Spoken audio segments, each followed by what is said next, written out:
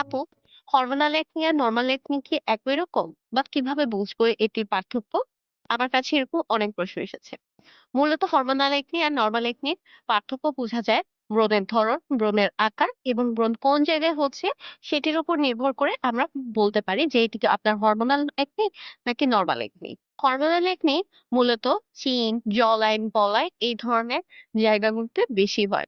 এটি বেশি গভীর এবং ব্যথাযুক্ত ব্রণ হয় এটিতে। অন্যদিকে নরমাল একনি মূলত ময়লা, ডাস্ট অথবা ব্যাকটেরিয়া জমে হয়ে থাকে এবং এগুলো কপাল বা নাকে অথবা টিজন এরিয়াতে বেশি দেখা দেয়।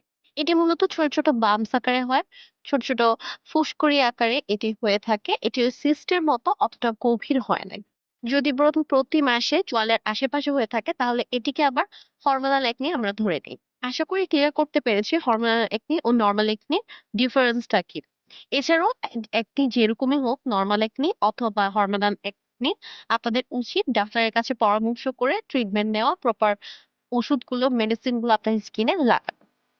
এরপর আরো ইনফরমেটিভ ভিডিও পেতে একটি লাইক দিয়ে যাবেন এবং শেয়ার করতে অবশ্যই ভুলবেন না।